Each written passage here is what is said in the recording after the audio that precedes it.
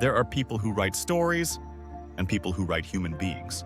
Vince Gilligan does both, and he does it in a way that gets under your skin, because when you watch his work, it doesn't feel like fiction. It feels like someone exposing what you could become when life pushes you hard enough. And if looking at things from this angle makes you think, hit like and subscribe, because I'm bringing a lot more of this here. The Gilligan DNA.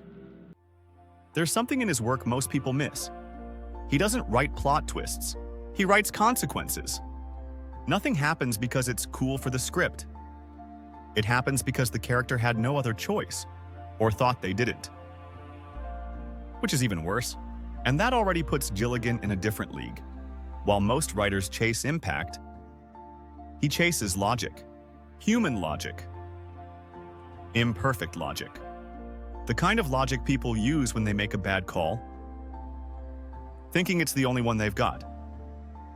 Breaking Bad and Better Call Saul work because of that. You never feel like you're watching something made up. You feel like you're watching someone making real decisions, pushed by their own fears. And that's the center of his storytelling. There's no evil character. There's only a pressured character. The slow fall. Gilligan isn't focused on showing the fall itself.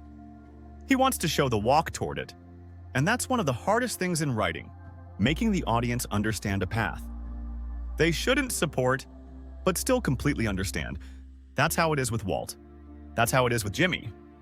That's how it is with almost everyone he writes. The fall is never one moment. It's an accumulation. One day you lie. The next you hold something back. The next you manipulate. And suddenly you're someone you don't recognize anymore. And here's the cruel part. The audience thinks, I'd never do that. But the choices are so small, so ordinary, that you realize you actually might. All it would take is the wrong moment. Lonnie. Broken ordinary people.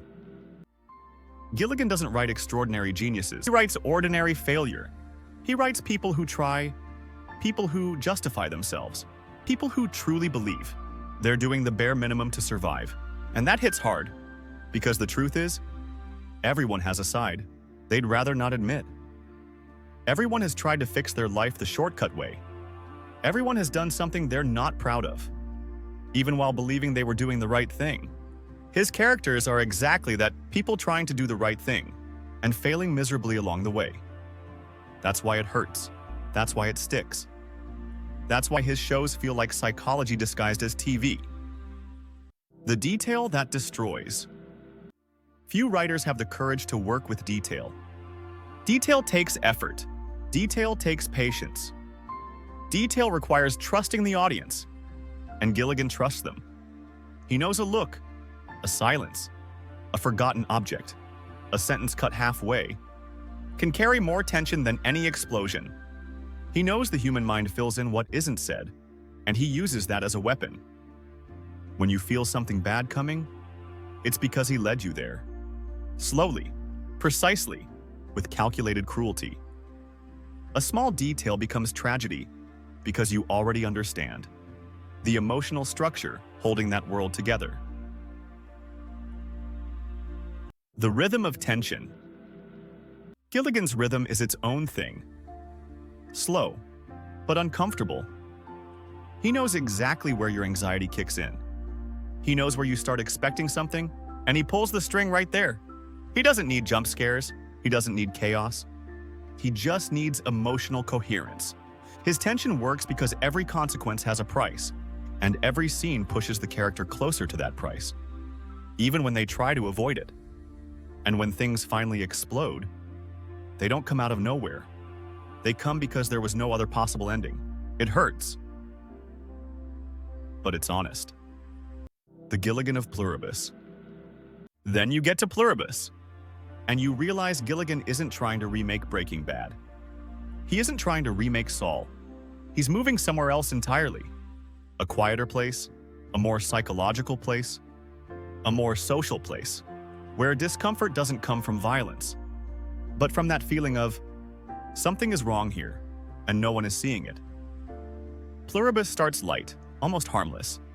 You think it's one kind of show, Then small signals appear, and the whole atmosphere shifts, without you even noticing. His criticism now is different, more mature, sharper, more ironic.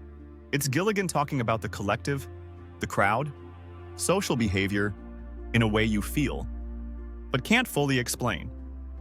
Rhea Seehorn gives him exactly what he likes, an ordinary person, with a depth you only notice when she clashes with the world around her.